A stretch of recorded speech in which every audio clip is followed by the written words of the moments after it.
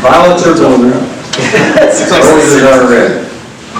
I'd rather have the bouquet now than later when I'm dead. Who remembers who coined that little poem? Some of you should. Albert Valdeo, many years ago. Albert was a great character and a great member of this club. So when Bill asked me the other day to, knowing we had a failure in the program somehow, and whoever was supposed to show up wasn't going to show up, he asked me if I would do a classification speech. And he said, well, have you done a classification speech in the last 20 years? And I couldn't remember. The reality was that I had back in 2018. And another one in about 1994. So who remembers the one in 1994? Speaking of dead, a few short months ago, I thought I was going to be dead. And my wife, who was quite the planner, she's a better planner than I am, she said, well, why don't you write your own obituary? So I actually started to write my own obituary. And then I realized just in the last few days that your obituary could double as a Rotary classification. And then you got to be careful what you. Here I'm billed as always funny, entertaining, and classification speeches are thought to be the best. I didn't know you were going to read your own. Yeah, so I'm not going to talk about obituaries and death. How's that? Being funny and entertaining. My main goal today is to try to tell you folks about my experiences with many people who are a little closer to death than we are. I spent 6 years at a retirement residence, managing a retirement residence. Some people know quite well what I'm talking about. And hopefully I'll have a few minutes to be able to tell you about that. But what I want to do first is sort of tell you how I got there. So here we go, bear with me, I'll try to whistle through this.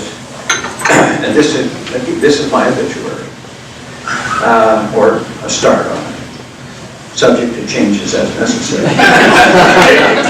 I write this myself in an effort to save my wife the aggravation and also to bring some smiles to the faces of my friends and family. I'm a BC boy, born in Kamloops, grew up and educated in Victoria, moved to Kelowna in 1975 and stayed here. In 19 Victoria, I married Susan. She was the mayor's daughter. I think she'd been dating Dale Briggs back in Victoria. Altoon, remember the mayor Altoon? Anyway, her daughter, we produced 2 daughters, Andrea and Megan. Denise and I married in Kelowna in 1985. Bruce Telford introduced me to my wife. Some of you might know that. We produced a daughter, Andrea, and a son, Mitchell. We so far have 7 grandchildren.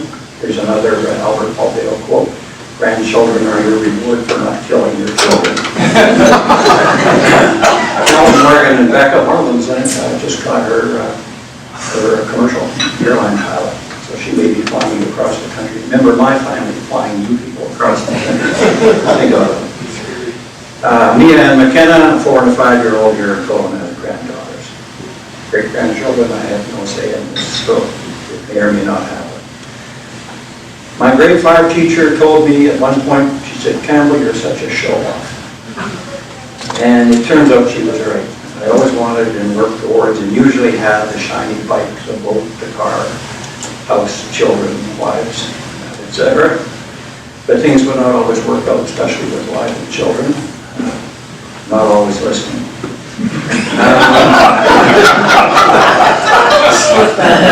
I've never told anybody this before, and I'm a little reluctant to do it, but I typed it out here, and I'm going to tell you anyway. My early criminal career was short-lived. I got inducted into a teenage gang of shoplifters, actually just one of their older guy.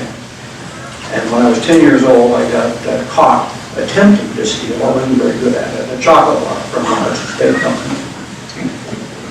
That's when I was 10. When I was 17, the Hudson's Bay Company gave me a full-ride scholarship to youth. See if you can figure that out. I summer jobs at the Bay and modeling gigs. I actually worked my way through high school and university with photographers like Rosemary Keane and others taking pictures of my shoes and my pants and other parts of me. I had a pretty good career there. That worked into basically a pre-management career. I took the preparatory merchandising course, which at the time was a major deal in retail in Canada. I spent almost 10 years with the Bay. In 1971, I was burned out by retail. I was recruited by the flashy tech upstart company Xerox as a sales rep. I spent 4 years in Vancouver as a major accounts and product specialist. In 1975, Xerox removed me, my family, my little hot rod car, my multiple three-piece suits, and all to Kelowna to manage the BC interior sales operations. 5 years later, burned out by travel. I was an alcoholic in training. My health and my marriage matters. I resigned from Xerox to start to become the Campbell Coffee Centers. I became Xerox's best customer with 5 outlets between Penticton and Kamloops. Our first employee, the girl that Bruce introduced me to at the Okanagan Mainline Real Estate Board, became my last, best, and most fabulous wife, Denise. And I've had a magical life since marrying her in 1985. We're in a home now that we love for the last 38 years. Best thing came along, well, what do they call it? Where you can look on your computer and see everything everywhere. It's called the internet. That's what it is. Well, the internet was sort of the end of the coffee center business. But for almost 20 years, that business gave us a good life. We had a winter home with a big wife. We had a boat in the yacht club. We had lots of travel. We had memberships at Gallagher's Canyon Golf Club, the Kelowna Golf and Country Club, and the Four Seasons Racket Club, where any more racquetball players you know there are. That was fabulous, just fabulous. 20 years longer. We shut down all the coffee center operations in 1998, but lived through my later life careers as an insurance guy, an estate and financial advisor. When you talk about estate and financial advisor, that still means you're just in insurance. At least I was. I was a resort developer, and for a fun finish, the general manager at that retirement resort that I shouldn't really name. They get the news. And at any rate, it was a fabulous experience there. I've been a Rotarian for 30 some odd years now. I've had multiple classifications. I started out as a printer, even though I was never a printer. I was a copier guy. I was a resort developer when I worked with Predator Ridge for a number of years. I was a financial advisor and estate planner. And again, ended up being offered a position as general manager at first was billed as the first serious retirement resort in Canada. And that was, what was the name of that outfit, Herb? Sandalwood. There we go. Yep. I was just wanting to say it. Most of you here, I'm imagining, have worked all of your lives and are living in your own homes, probably, or certainly have throughout your long and successful life. We look to many of our kids now, and many of them are wishing they could do what we've been fortunate enough to be able to do. And that's, buy a reasonably priced home and then see that home appreciate and grow in equity and be able to use that for whatever comes later. Bo and Jamie and Curtis and other realtors here are not going to necessarily appreciate what I have to say here, but I believe there's a time that owning your own home just doesn't make any sense anymore. Now I don't believe this myself for me, because I'm always going to stay in my own home.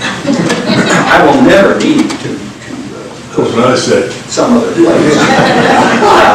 But it makes a lot of sense to me that when people get to this stage where they're thinking about the end, thinking about starting to write their own obituaries and things of that nature, that it might make some sense to look at this style of life. In my opinion, what was, when I hooked up with that particular organization, there were 3 resorts of that nature. By that company, there are now 7, with an 8th being under construction, just between Kelowna and Vernon. Pardon me, between Penticton and Vernon. One in Penticton, 4-year, 5-year, Vernon, and multiple competitors have come in to build the same kinds of operations. And with an aging population, it really makes a lot of sense in my mind. Take the equity from your home that you're worried about whether you're going to give it to your kids, whether the government's going to take it away from you or the equity away from you in the form of an equity tax when you sell your home. You've all heard this theory, I suppose, you homeowners with lots of equity. You've heard the theory that's being propounded at this stage, that we were so lucky to be able to do that, and the young people these days are not lucky at all. So the tax that is taken when we sell our homes, the proposed tax, will go to build more affordable housing for our young kids. If you haven't heard that yet, watch out for it, because that's going to be a major topic, I think. At any rate, all that aside, I believe that people who live in these kinds of environments, the retirement residences, whatever they may be, and I just look around the room and I know Doug's mother was a resident. Herb is current. We've had so many of our club members who have become residents in many of these places, and generally speaking, they love it. They just love it. Because what it provides for them is well, some simple conveniences like no need to go shopping anymore. No need to worry about having a vehicle, let alone driving it out to go shopping. And no need to cook. And my wife would cook. Let's do that. Those are nice touches, but to be able to wander down to the dining room for breakfast, lunch, or dinner and sit down with friends and people of like mind and have some fun, have some serious fun with other people, get involved in whatever there happens to be going on, whether it's a yoga class, an exercise class, a walk around the grounds.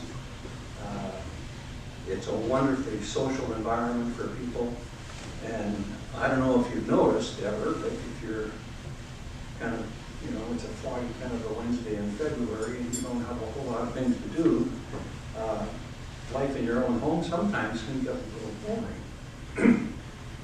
It rarely gets boring in these kinds of places if you don't want it to be. I never had more hugs and handshakes than when I worked with many of these elderly folks. It was just an experience for me to see people who were so grateful to be in a happy, healthy, safe environment. I couldn't, part of my job, of course, was recommending this lifestyle to people that were interested in living there. That makes a lot of sense to me. And back to the death thing, sorry, I had this conversation, he won't remember, where's Rick Potter?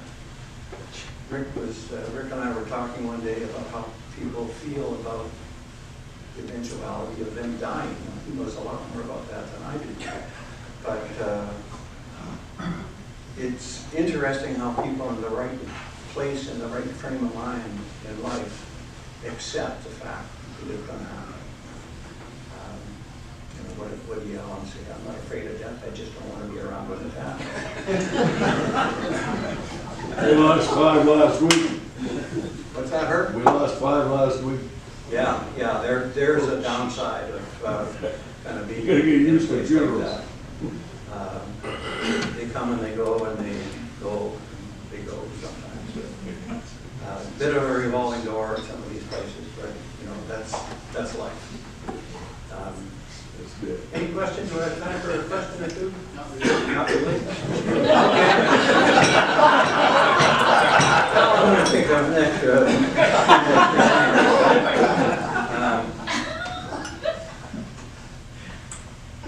The old motto is, you know, a cruise ship that never leaves the dock. People love living here. Feels like home. We all see in the ads. I believe all that to be very legitimate. So, violets are blue, roses are red. I'd rather have a bouquet now than later. I'm going to do it then. Thanks very much, everybody.